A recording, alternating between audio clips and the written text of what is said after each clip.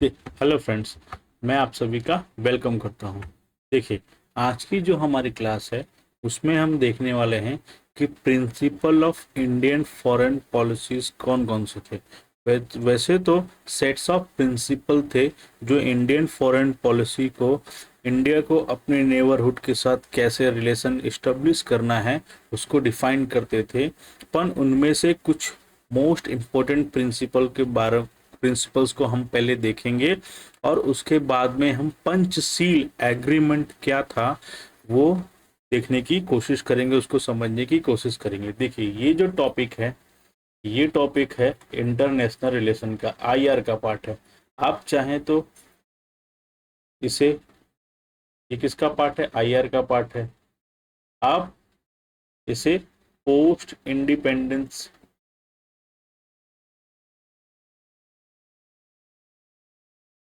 Indian history के तौर पर भी देख सकते हैं। देखिए, principle of Indian foreign policy में सेट्स ऑफ प्रिंसिपल हैं जो ये डिफाइन करते हैं या ये दिखाते हैं कि इंडिया को उन फॉरेन के साथ में या फॉरेन अफेयर्स कैसे रखने हैं।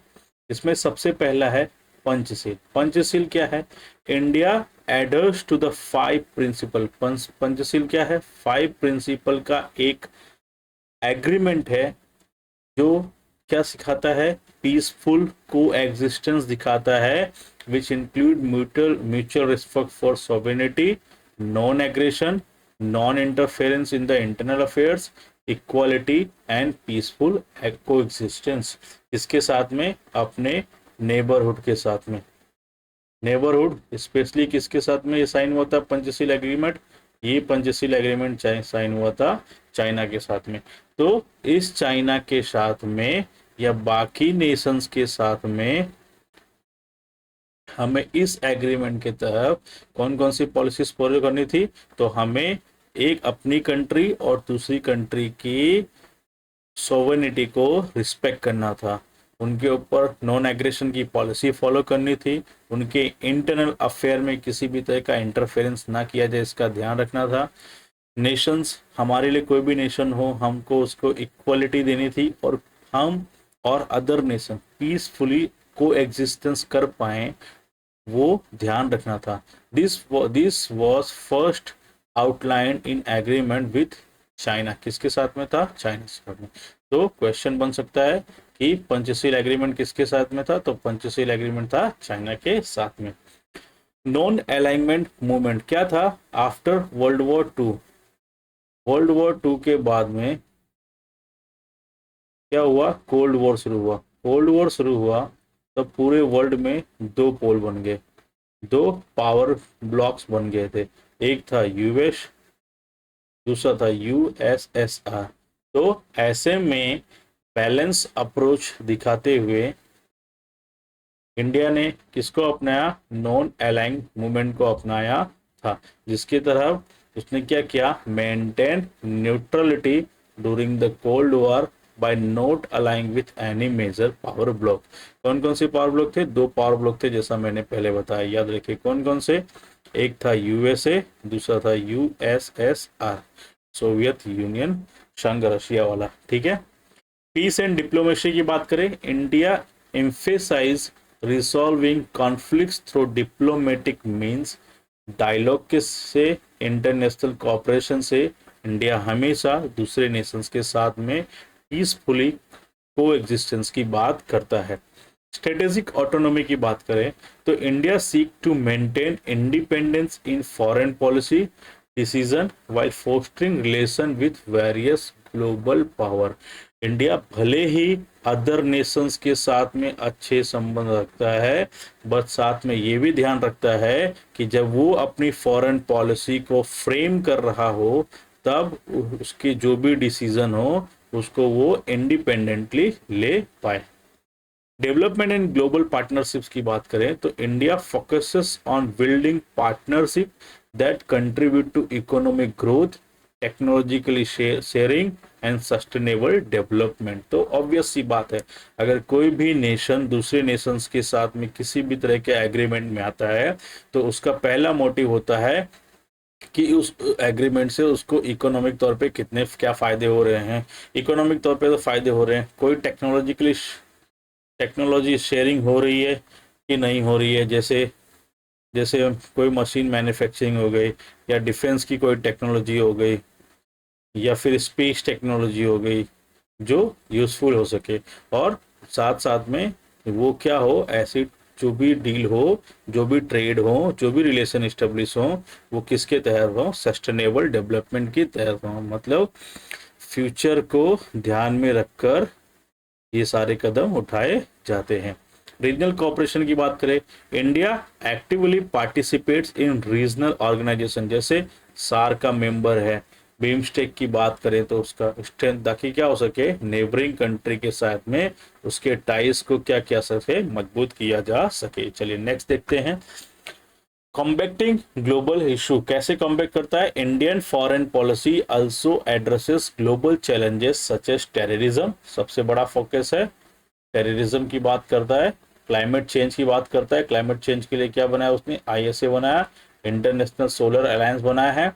And public health by engaging in multilateral forum like United Nation, और इंडिया यूनाइटेड नेशन का भी पार्ट है, और उसका पार्ट रहते हुए इन सभी चीजों को ऊपर वो फोकस रखता है। चलिए अब देखते हैं पंचशील प्रिंसिपल्स क्या है, या पंचशील एग्रीमेंट क्या है। द पंचशील प्रिंसिपल, किसकी बात कर रहे हैं हम, पंचशील प्रिंसिपल्स की, या पंचशील एग्रीमेंट की बात करते हैं। Also known as 5 principle of peaceful coexistence. ये सारे प्रिंसिपल किसके लिए हैं, शांतिपूर्ण तौर से एक देश दूसरे देश के साथ में एग्जिस्ट कर सके, इसके लिए ये सारे प्रिंसिपल बनाए गए हैं। और ये कितने हैं, टोटल नंबर्स में 5 हैं, इसीलिए इनको कहा जाता है Panchsheel. Form a cornerstone of India foreign policy, और ये प्रिंसिपल जो हैं वो इंडियन फॉरेन पॉलिसीज के कॉर्नर स्टोन्स हैं, मतलब आधारभूत शिला हैं। This principles were born out of the need, क्यों इनका बर्थ क्यों हुआ, क्योंकि नीड थी। किस तरह की नीड थी, peaceful international relation in a post colonial world. Post colonial world मतलब after world war 2, cold war, और इंडिया इंडिपेंडेंस, इंडिया और चाइना के इंडिपेंडेंस के बाद में। ठीक है, the the Panchsheel principle emerge during a time of transformation in a global geopolitics. Global geopolitics में क्या ट्रांसफॉर्म हो रहा था, in the mid 20th century, क्या, world war 2 and during the early years of the cold war. अब इसके historical context क्या है वो देख लेते हैं। तो सबसे पहला है डीकोलोनाइजेशन, एक मिनट में पेन के कलर चेंज कर लेता हूं। डीकोलोनाइजेशन क्या है, India had gain independence in 1947। 1947 में इंडिया को क्या मिला, इंडिपेंडेंट मिला। ठीक है, and its leader sought to a foreign policy rooted in peace, sovereignty and self-determination, avoiding colonial practice of exploitation and aggression। जब इंडिया डीकोलोनाइज हुआ 1947 में, जब इंडिया इंडिपेंडेंट हुआ, तो उसके बाद इसके जो भी लीडर्स थे उन्होंने कहा कि उन्हें ऐसे फॉरेन पॉलिसी की जड़ों को रखने की जरूरत है जो पीस दिखाएं, पीसफुल एग्रीमेंट कोएग्जिस्टेंस दिखाएं, अपने कंट्री के सॉवरेनिटी की रेस्पेक्ट करें, सेल्फ डिटर्मिनेशन की बात करें, और जिसमें किसी भी तरह की कॉलोनियल प्रैक्टिस ना हो। कॉलोनियल प्रैक्टिस क्या थी, एक्सप्लॉयटेशन और एग्रेशन की कोई भी प्रैक्टिस ना हो। कोल्ड वॉर डायनेमिक्स की बात करें तो as tension rose between United State and Soviet Union, India wanted to maintain neutrality by campaigning the principle of non-alignment and peaceful coexistence। Panchsheel was in the line with this objective। जब दो power blocks निकल कर आए, दो power blocks आए, कब आए दो पावर ब्लॉक्स, कोल्ड वॉर के समय में, एक था यूएसए, दूसरा यूएसएसआर। तब इंडिया ने इन दोनों के लिए ही न्यूट्रल अप्रोच अपनाया, ना वो यूएसए के साइड गया ना वो यूएसआर के साइड गया, और उसने चुना नॉन अलाइनमेंट मूवमेंट और पीसफुल कोएग्जिस्टेंस, जिसके बेस पर है पंचशील एग्रीमेंट। सीना इंडियन रिलेशनशिप, या फिर कहें Chinese China Indian relation. China Indian relation की बात करें तो 1954 में India and China signed, India और चाइना ने क्या साइन किया, इंडिया और चाइना ने साइन किया agreement on trade and intercourse between the Tibet region of China and India. देखिए ये अगर हमें ऐसे बनाऊं, ये इंडिया का अगर मैप है, ऐसे अगर इंडिया का मैप है, तो ये वाला जो पूरा रीजन है, जो तिब्बतन रीजन है, जिसके ऊपर चाइना अपना अधिकार क्षेत्र दिखाता है, तो इस रीजन में ट्रेड कैसे हो पाएगा, इन एग्रीमेंट, उसके ऊपर जो एग्रीमेंट साइन हुआ फॉर्मली वही एग्रीमेंट आधार बना किसका, पंचशील प्रिंसिपल का। 1954, India and China signed the agreement on trade and intercourse between Tibet region of China and India, which formally enshrined the Panchashil principle, जिसने पंचशील प्रिंसिपल का आधार रखा। ये कब था? This was during a period of optimism in Sino-India relationship, मतलब China और India का relationship जब अपनी पीक पे था उस समय ये हुआ था। With fourth nation aiming to establish peaceful and cooperative ties, जिसमें दोनों ही नेशन चाहते थे कि एक दूसरे का सहयोग करें और एक दूसरे के साथ पीसफुली कोएग्जिस्टेंस कर पाए। Global influence of Nehru, Nehru का ग्लोबल इन्फ्लुएंस क्या था? Indian prime minister Jawaharlal Nehru played a pivotal role in shaping this principle, सबसे मेन रोल था, reflecting his vision for world order based on peace and equality. Nehru का vision हमेशा था सोशलिज्म को promote किया जाए, न्यूट्रलिटी दिखाई जाए और एक देश दूसरे देश को कॉलोनाइज ना करे, मतलब डी कॉलोनाइजेशन के अप्रोच को अपनाया जाए और कोई भी नेशन पीसफुली एंड इक्वालिटी के साथ एग्जिस्ट कर पाए, ये उनका प्रिंसिपल था जिसने इसका आधार रखा। Believe in fostering goodwill and reducing international tension, और अगर हम पीसफुली और इक्वालिटी देंगे एक दूसरे को, एक दूसरे की सॉवरेनिटी को रिस्पेक्ट करेंगे, तो उससे क्या होगा, जितने भी इंटरनेशनल टेंशन है, इंटरनेशनल तनाव है, वो क्या होगा, कम होगा। Who are the key figure in shipping principle, कौन कौन से थे की फिगर, वो देखते हैं। The Panchsheel principle were shaped by vision and diplomacy of prominent leaders during the mid 20th century. कौन कौन से फिगर थे? जवाहरलाल नेहरू, सबसे पहला विजन इनका ही था, याद रखिएगा। India's first prime minister was driving force behind the formulation of Panchashil agreement.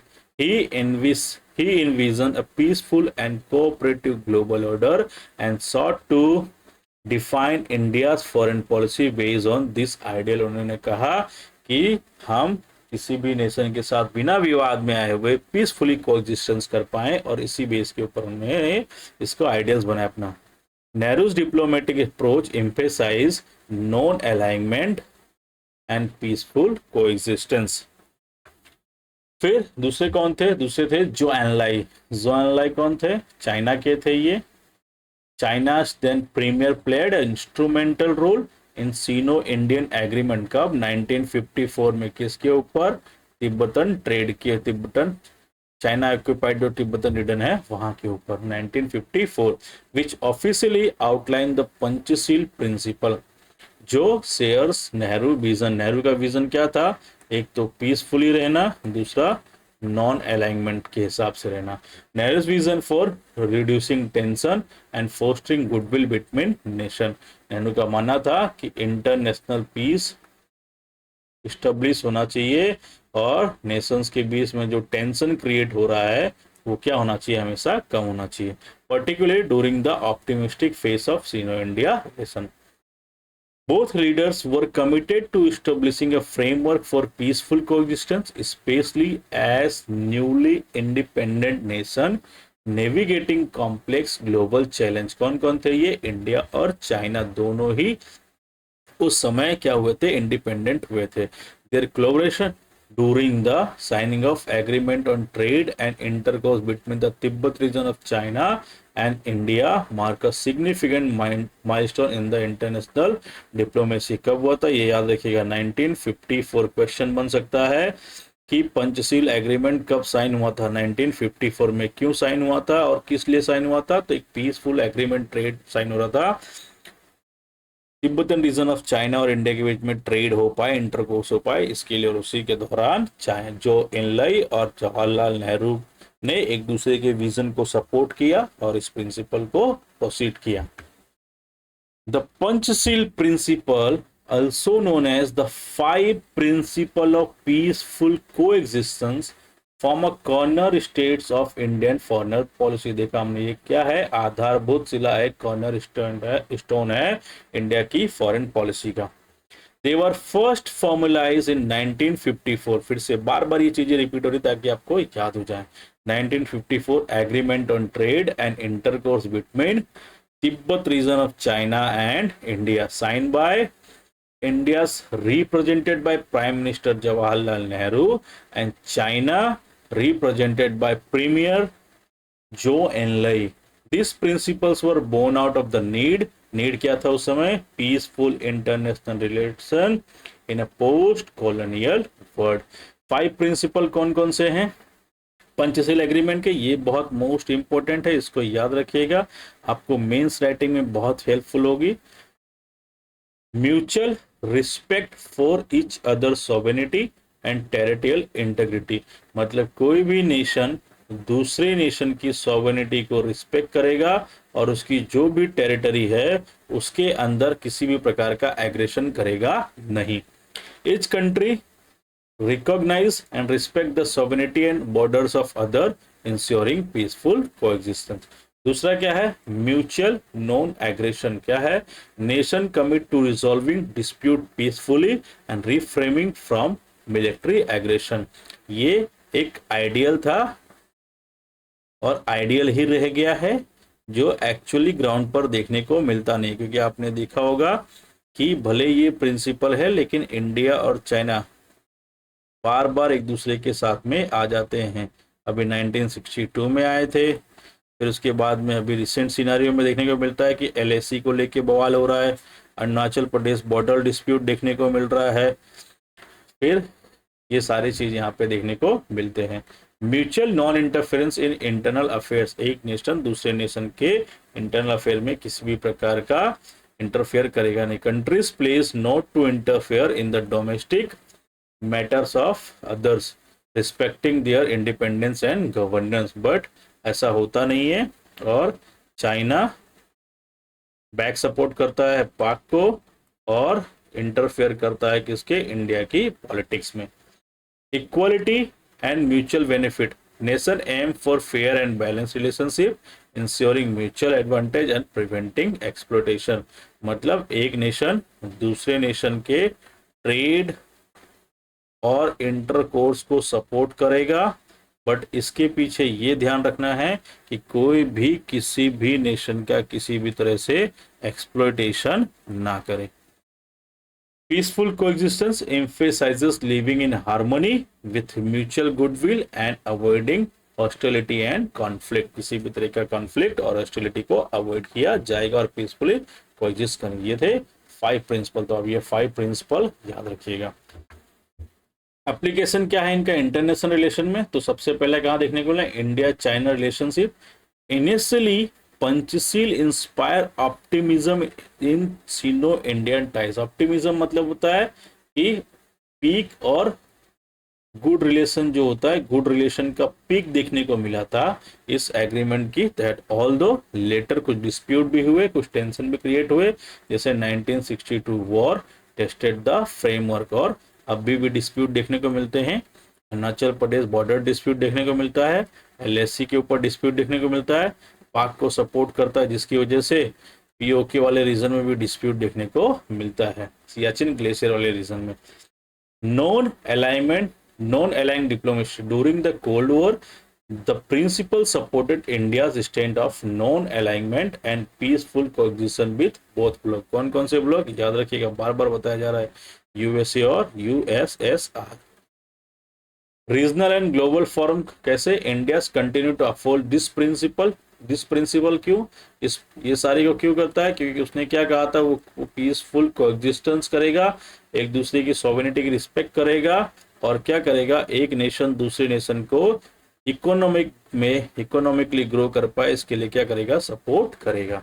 तो इसके लिए India continue to uphold this principle in platform like SAARC, BIMSTEC and United Nation, fostering mutual respect and cooperation. Challenges और criticism क्या क्या है? While the principle are idealistic, there have been challenges. कोई भी idea होता है जिसको implement किया जाता है तो उसमें बहुत सारे चैलेंजेस एक्चुअल ग्राउंड के ऊपर देखने को मिलते हैं। प्रैक्टिकल लिमिटेशन की बात करें तो conflicts like Indo China border dispute, questioning their practicality. Practicality क्यों? क्योंकि इंडियन चाइना के रिलेशंस को इसने किस पे पहुंचा दिया था, पीक पे। पर 1962 का जो वॉर हुआ उसके बाद में ये क्या क्रिएट करता है, क्वेश्चन क्रिएट करता है।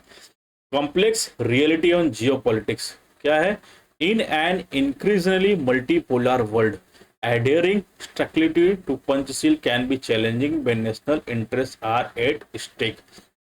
हम भी देख रहे हैं नॉन अलाइंग मूवमेंट से के बाद अब इंडिया भी आफ्टर 2014 मतलब मोदियन एरा में किसको सपोर्ट कर रहा है, मल्टीपोल नेशन के रिलेशन को सपोर्ट कर रहा है। ऐसे में इस जियोपॉलिटिक्स सिनारियो में इस पंचशील एग्रीमेंट को फॉलो करना कहीं ना कहीं क्या है, कॉम्प्लेक्सिटी क्रिएट कर रहा है। The influence of Panchsheel principles of Indian policies and events क्या है, as well as their global impact क्या है वो देखते हैं। तो Panchsheel in Indian foreign policies and events क्या है वो देखते हैं सबसे पहले। तो India China agreement 1954, the first formal application of the Panchsheel principle was Sino India agreement on trade and intercourse in Tibetan region. देखिए तीसरी बार यहाँ आ चुका है तो याद रखिएगा। While it mark a phase of optimism in bilateral relation, later tension like 1962 Sino-Indian War highlighted the challenges and implementing this ideal amidst geopolitical dispute। पहले तो इसने भले ही इंडिया और चाइना के रिलेशंस को पीक पे पहुंचा दिया हो, ऑप्टिमाइज कर दिया हो, but after 1962 synonym India war या इंडो चाइना वॉर के बाद में जियोपॉलिटिक्स सिनेरियो में कुछ टेंशंस देखने को मिली और इसका क्या इफेक्ट हो सकता है वो देखने को मिला। Non अलाइंग movement, India under the leadership of Jawaharlal Nehru campaigned the Panchashil principle as a part of its neutral states in global politics during the Cold War, avoiding alignment with the USA और USSR। ना USA के support में गया ना USSR के support में गया और इंडिया ने कहा कि वो न्यूट्रल अप्रोच लेगा और उसने नॉन अलाइंग मूवमेंट को फॉलो किया। Peaceful relation with neighbours, India emphasise mutual respect and non aggression in its relation with country like Bhutan, Nepal, Bangladesh और उसका मेन फोकस रहा trade development and cultural ties. Sustainable development goals की बात करें तो Panchsheel principle align with India's policies that promote peace and equality. ये किसका part है, peace and equality, sustainable development goals का इन addressing global challenges like poverty, climate change and education. तो इस तरह से सस्टेनेबल डेवलपमेंट गोल्स को भी देखता हुआ इंडिया इस प्रिंसिपल को फॉलो करता हुआ आगे बढ़ रहा है। क्रॉस बॉर्डर डिप्लोमेसी की बात करें तो India's effort to resolve border dispute peacefully with countries like Bangladesh. Example के लिए the land boundary agreement of 2015 reflect इस adherence to Panchsheel principle in fostering regional harmony. तो कोई आप देखिएगा लैंड बाउंड्री एग्रीमेंट क्या है और कमेंट करके बताइएगा कि इसके तहत कौन सा अमेंडमेंट एक्ट पास हुआ था इसमें इंडियन कॉन्स्टिट्यूशन में। तो ये आप कमेंट करके बताइएगा। ग्लोबल इन्फ्लुएंस क्या है पंचशील का, तो यूनाइटेड नेशन एडवोकेसी, क्या इंडिया प्रमोट करता है पंचशील प्रमोशन को within the UN, United Nation में एम्फेसाइज करता है नॉन एग्रेशन को एंड पीसफुल कोएग्जिस्टेंस को to address issues like terrorism, climate change and public health.